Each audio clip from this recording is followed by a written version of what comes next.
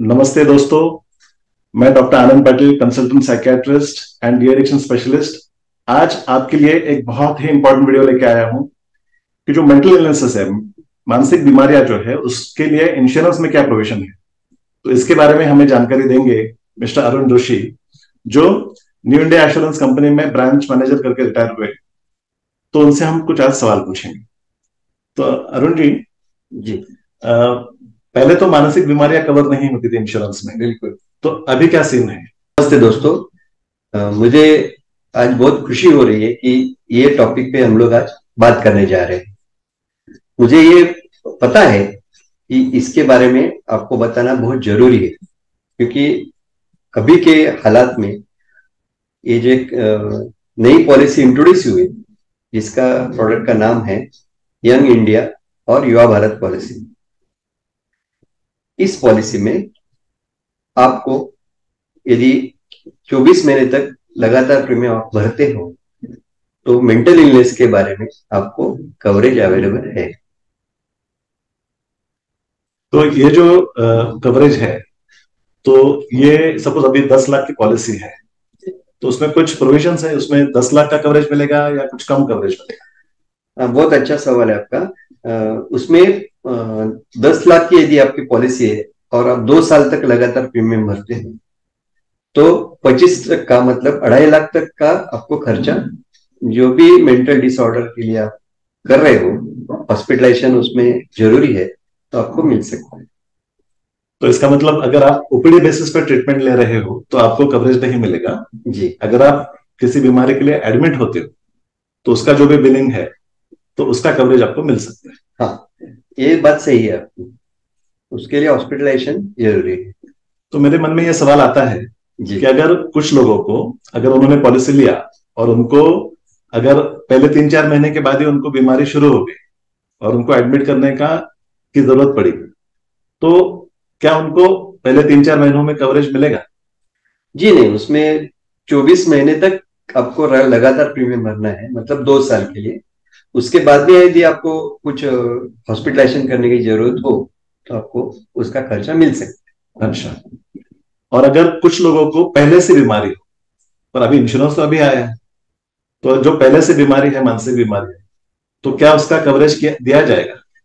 वो उसके लिए भी वही प्रोविजन है कि 2 साल के बाद में आपको उसके बारे में खर्चा जो भी आप करेंगे उसके लिए वो मिल सकता है हॉस्पिटलाइजेशन के बाद।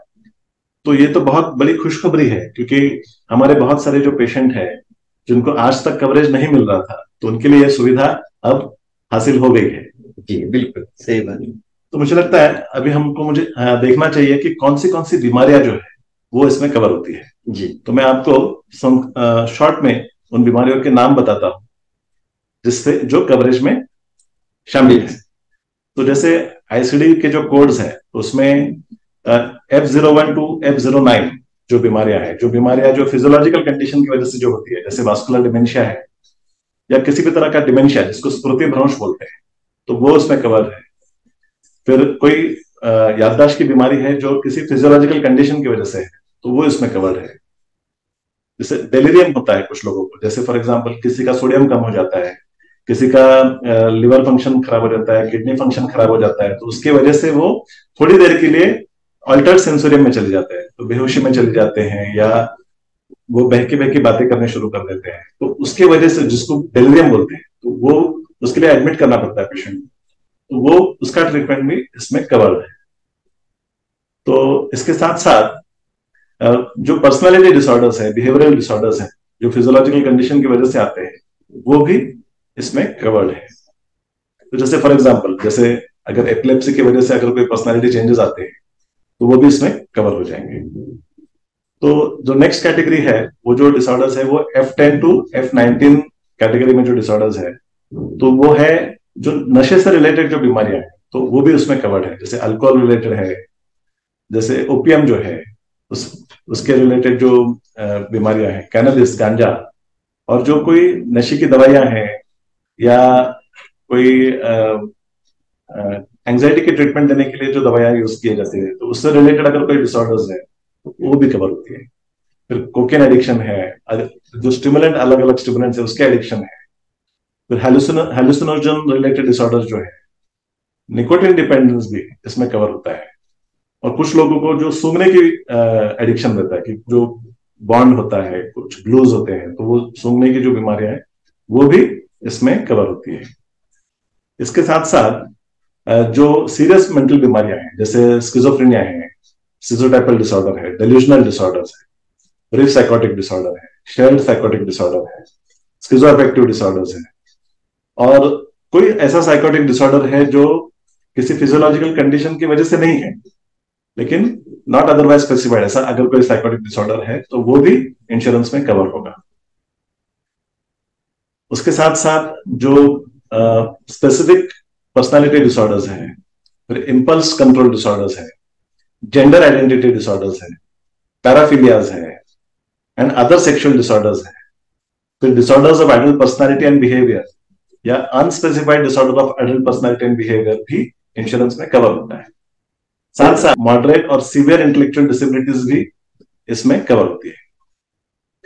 तो ये तो बहुत ही खुशी की बात है कि इतने सारी जो कॉमन बीमारियां हैं जो आम लोगों को होती है, तो वो सब अब इंश्योरेंस कवर में आ चुके हैं। लेकिन इसमें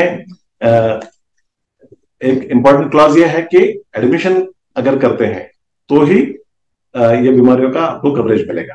तो इनको आप कहाँ एडमिट कर सकते हैं कि जो रिकॉग्नाइज्ड मेंटल हेल्थ एस्टेब्लिशमेंट है, वहां पे अगर आप उनको एडमिट करते हैं तो ही आपको इसका कवरेज मिलेगा। ये जो आप एक्सपेंसेस करते हो उसमें काउंसलिंग के बारे में या तो पैलेटिव थेरेपी के बारे में, साइकोथेरेपी के बारे में जो भी आप खर्चा करेंगे वो कवर्ड नहीं है, लेकिन उसके लिए जो आपके जो प्रोसीजर मेडिकल फील्ड में अवेलेबल, वो उसके लिए जो खर्चा होगा एडमिशन के बाद वो आपको मिल सकता है। अच्छा, तो इसका मतलब जो दवाइयों पे खर्चा होता है, जो एडमिशन के लिए खर्चा होता है, वो कवर्ड है, लेकिन काउंसलिंग रिलेटेड जो प्रोसेसेस है वो इसमें कवर्ड नहीं है। बिल्कुल। okay.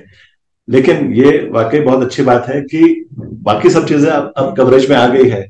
तो मैं जो भी लोग मानसिक बीमारियों से पीड़ित है, उनके लिए ये बहुत बड़ा रे ऑफ होप है कि उनका बहुत सारा पैसा बचेगा, और सब लोगों ने ये कवरेज लेना चाहिए और इसका लाभ उठाना चाहिए। तो अरुण जी, आज आप आए और आपने जो भी जानकारी दी उसके लिए हम बहुत बहुत शुक्रगुजार हैं, और हम आशा करते हैं कि हमारे बहुत सारे दर्शकों का इसमें लाभ होगा। नमस्ते।